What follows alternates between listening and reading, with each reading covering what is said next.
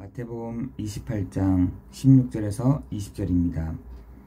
열한 제자가 갈릴리에 가서 예수께서 지시하신 산에 이르러 예수를 배웠고 경배하나 아직도 의심하는 사람이 있더라. 예수께서 나와 말씀하여 이르시되 하늘과 땅의 모든 권세를 내게 주셨으니 그러므로 너희는 가서 모든 민족을 제자로 삼아 아버지와 아들과 성령의 이름으로 세례를 베풀고 내가 너희에게 분부한 모든 것을 가르쳐 지키게 하라. 볼지어다 내가 세상 끝날까지 너희와 항상 함께 있으리라 하시니라. 아멘. 여러분, 우리가 그 말씀을 볼 때 많은 말씀들이 있지만 그 중에 정말 핵심이 되는 말씀들이 몇 구절들이 있습니다.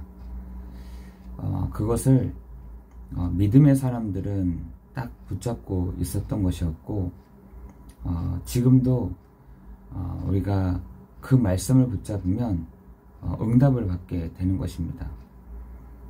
그 중요한 것이 뭐냐면 예수가 바로 그리스도라는 것과 두 번째로는 그것을 그 이름을 부를 때 정말 성령이 역사하신다는 것과 하나님의 나라가 임한다는 것과 또한 그 하나님의 성령이 우리와 함께 하신다는 그 증거를 줄 테니 가서 전하라는 것입니다. 여러분, 우리가 여러 가지 고민과 또한 여러 가지 말들이 있지만 정말 우리가 붙잡고 가야 될 언약은 이것이 있습니다. 그래서 우리가 전도하는 것이고 그래서 우리가 선교하는 것 아니겠습니까?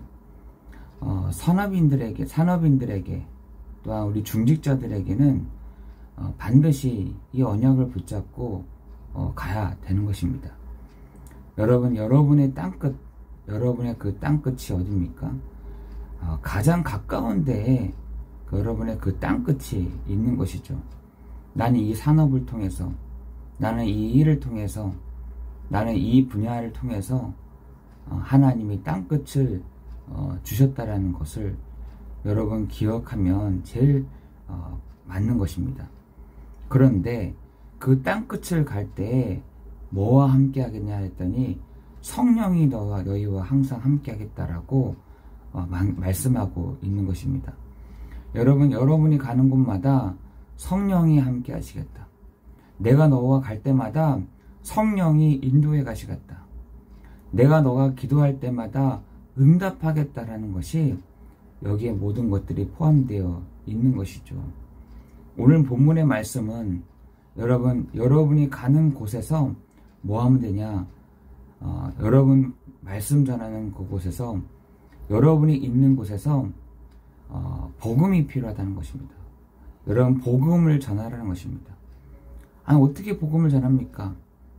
여러분, 이게 제가 이렇게 교회들을 볼 때 큰 교회, 작은 교회가 없지만 큰 교회들을 이렇게 보면서 제가 하나 딱 발견한 것이 있습니다. 그게 뭐냐면 그 큰 교회가 될 수밖에 없는 조건들이 몇 가지가 있더라고요. 원리가 있더라고요. 그게 뭐냐면 바로 소모임들이 이렇게 되어 있는 것들을 제가 많이 보게 됩니다.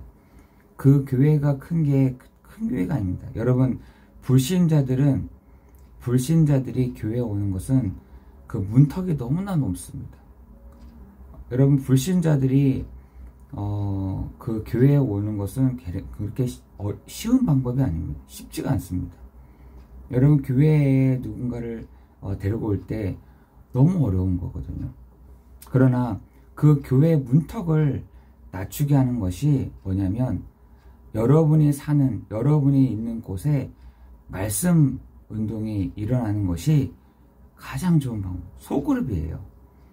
그 소그룹들이 소모임들이 여러분 거기서 복음이 전해지고 거기서 전도가 일어나고 거기서 모임들이 일어나고 거기에서 내 마음을 쏟고 거기서 기도해서 응답을 받는 여러분 그 소모임들이 있더라는 것입니다. 여러분, 그런 모임들을 지금 어디서 딱 찾게 됐냐면 절에서 그거를 알아버렸어요. 절에서. 아, 교회가 저렇게 그렇게 크게 부흥할 수 있는 것은 이런 소모임들이었구나 라는 걸 알고 그 소모임들을 하고 있습니다. 여러분, 중형 교회들 또한 이 천주교는 아닌 다른 종교들, 이단, 사이비 이런 데서는요, 이 소모임을 알고 이 소모임들을 굉장히 펼쳐가고 있습니다.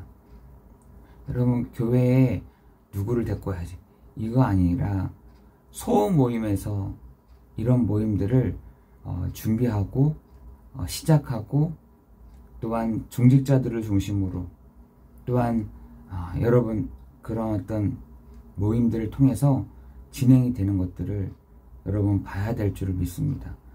여러분, 교회가 크고 교회가 작고 그건 별로 중요하지가 않거든요. 그렇잖아요. 교회가 크다, 교회가 작다. 유튜브로도 한계가 있는 것인데 어디서 그거를 감당해 줘야 되냐? 소음 모임에서 이것을 말씀을 풀고 말씀을 가지고 기도하고 또한 말씀을 가지고 여러분 전달하는 그 소모임이 굉장히 중요한 부분들을 가지고 있어야 되는 것이죠. 여러분, 중직자분들도 그 부분에 마음을 담아야 될 줄을 믿습니다. 여러분, 교회에 사람들을 하기가 되게 어렵습니다. 왜냐하면 교회의 문턱은 되게 높거든요. 그렇다면 뭐가 우리 교회에 준비되어야 되느냐?